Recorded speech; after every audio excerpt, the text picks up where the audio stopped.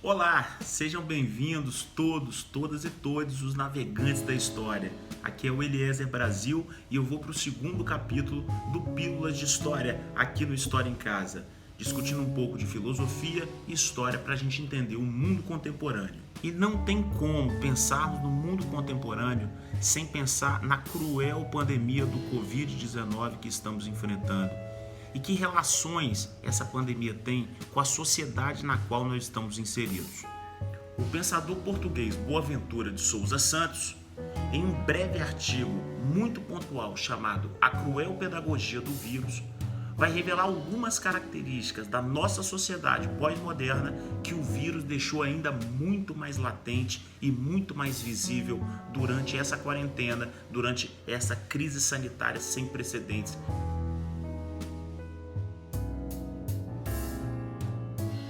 Boaventura destaca que essa pandemia ela não é uma situação de crise frente a uma normalidade que vivíamos. Muito pelo contrário, ele coloca que nós já vínhamos, desde meados da década de 80, vivenciando uma anormalidade na sociedade ocidental.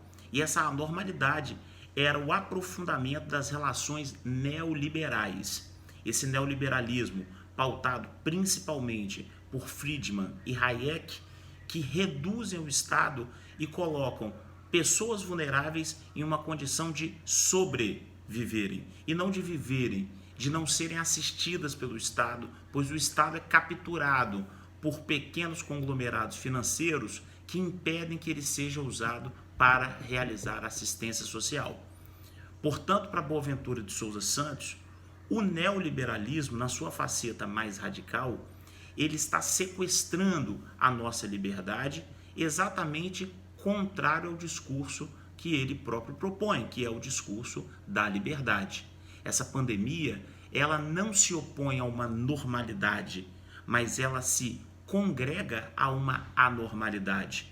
É uma situação de anormalidade somada a uma outra situação de anormalidade. Segundo Boaventura, o objetivo do neoliberalismo é gerar sempre uma sensação de crise permanente. Sempre há uma crise econômica, uma crise fiscal, uma crise na previdência. E o objetivo dessa crise é exatamente criar a ideia de que ela nunca será resolvida. E essa crise que nunca será resolvida, ela tem dois objetivos. O primeiro, legitimar a concentração de riqueza, fazendo com que fossem aprovadas propostas de diminuição de direitos trabalhistas, extensão do tempo de trabalho frente às aposentadorias, diminuição das alíquotas das grandes empresas. O segundo, boicotar medidas eficazes para a contenção da catástrofe ambiental que vivemos, uma vez que os grandes conglomerados não querem ver sua margem de lucro reduzida, tendo que investir em novas tecnologias menos poluentes. Boaventura coloca também que essa ideia, pregada pelo discurso liberal, pelo discurso ultraliberal, que não há saída fora do liberalismo, cai por terra durante a pandemia, uma vez que esse sistema se mostrou insustentável, não é, para conter o caos que essa pandemia nos causou. Boaventura destaca que essa impressão de que não há alternativas fora desse Estado ultraliberal é a prova de que as nossas democracias também foram sequestradas por essa filosofia, que apesar de pregar a liberdade, ela na verdade sequestra o Estado e impede que aqueles que queiram outras vias possam chegar ao poder. Muitas vezes impede se aliando a grupos golpistas e autoritários, o que mostra que o liberalismo ele não tem como princípio fundamental a manutenção da democracia, mas a liberdade de mercado precede a liberdade democrática e a liberdade do ser. Boaventura destaca também que o medo da morte fez com que os estados pudessem implementar medidas de restrição e medidas de combate à pandemia. E ele identifica que alguns desses estados podem usar dessas medidas para contrapor a ordem democrática. Todavia, em estados governados por líderes de extrema-direita, Boaventura diz que houve exatamente o contrário.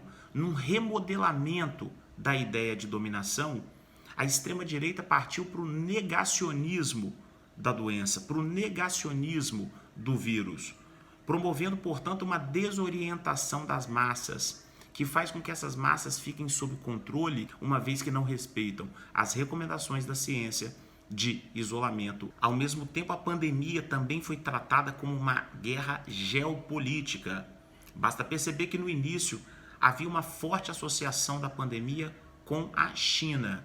Boaventura se apoia em uma metáfora de Leonardo da Vinci sobre os unicórnios, para fazer uma associação da pandemia enquanto alegoria. E Boaventura destaca que há 3 unicórnios que são responsáveis pelo domínio das massas há algum tempo, desde o século XVII. Isso fica mais nítido agora com a crise da Covid-19. Quais são esses 3 unicórnios? O capitalismo, o colonialismo e o patriarcado. E evidentemente, Boaventura identifica que as quarentenas são mais discriminatórias para alguns.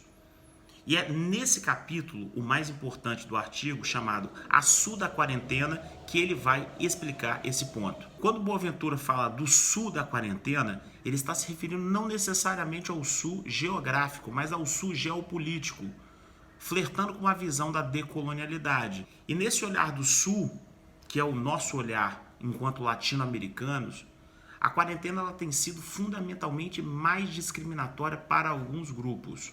Mulheres, principalmente aquelas que ocupam posições na saúde pública em profissões que foram traduzidas pelo feminino, como por exemplo a assistência social e a enfermagem, e as mulheres que ocupam um trabalho invisível, que é o trabalho do cuidado com o lar e com as pessoas da família. Os trabalhadores precarizados, terceirizados ou aqueles ditos autônomos.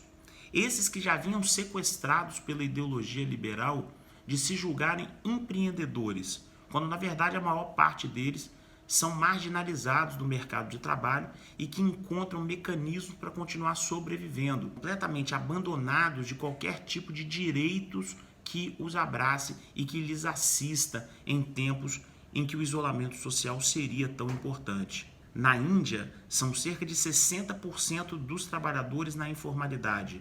Aqui na América Latina, segundo dados da Unesco, são 50% de trabalhadores hoje na informalidade. São trabalhadores de rua, barraqueiros, vendedores ambulantes, que acabam sendo prejudicados diretamente pela ausência do seu comprador e, portanto, pelo desaparecimento da sua renda. Além disso, Boaventura também aponta um grupo extremamente fragilizado, que são as pessoas sem teto, pessoas em condições de rua, que tem crescido muito graças às crises do capitalismo liberal. O crescimento da população de rua é algo visível, notório e, em contrapartida, políticos que atendem a interesses de uma certa elite econômica reproduzem políticas higienistas de expulsão, remoção, locomoção, desapropriação.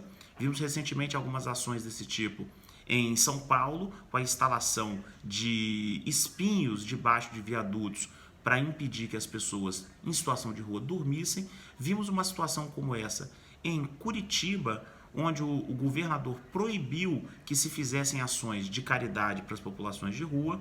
Vimos essa situação recentemente em Vitória, Espírito Santo, quando um vereador recém-eleito, juntamente à guarda municipal, tirou os pertences de vários moradores de rua que habitavam uma ponte em um bairro de classe média alta. E vimos a situação ainda mais recentemente com o Distrito Federal, onde o governador mandou desapropriar uma área, deixando centenas de famílias sem casas, famílias de catadores de papel, destruindo inclusive uma escola comunitária que havia sido construída por ativistas para atender aos trabalhadores e a seus filhos. Outro grupo muito prejudicado com a pandemia são aqueles que moram em favelas, comunidades ou áreas de risco. De acordo com Boaventura, dados da ONU revelam que mais de 1,6 bilhão de pessoas moram em situação de extremo risco, em casas, comunidades, agrupamentos, bairros, favelas,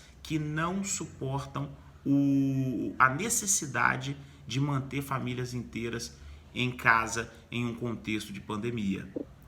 Há de se anotar que, além da pandemia, jovens que vivem nessas áreas fragilizadas são historicamente esquecidos pelo Estado.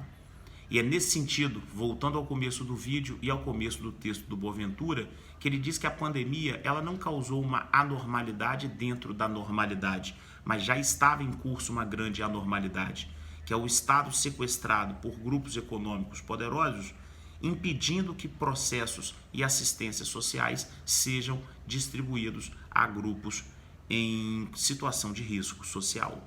Outro grupo muito vulnerável à pandemia são internos refugiados que vivem em campos de imigrantes, mantidos principalmente pelas potências europeias na Europa e pelos Estados Unidos na fronteira com o México.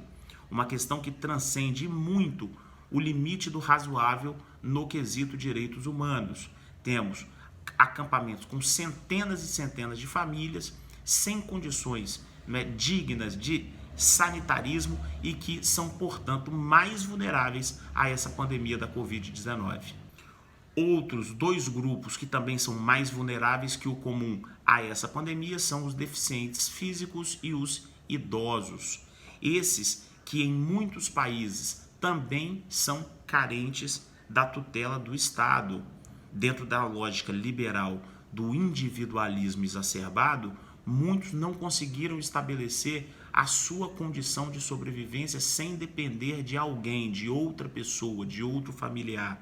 E esses são constantemente colocados em uma situação também de vulnerabilidade em função do aceleramento dessa pandemia. Muitas vezes, inclusive, sendo os primeiros alvos mais fatais desse vírus. Assim sendo, quais são as lições que a pandemia nos oferece? Qual é a cruel pedagogia do vírus? Lição 1. O tempo midiático determina a maneira como as pessoas entendem o mundo, a vida e a morte. De maneira que o tempo midiático e o tempo político, ou seja, a resposta dos estados e o discurso feito por esses estados e por agentes de destaque em uma determinada sociedade, é que fazem as pessoas em geral se atentarem aos riscos que correm e aos riscos que não correm. Lição 2. A pandemia não mata tão indiscriminadamente quanto parece, mas ela tem alvo.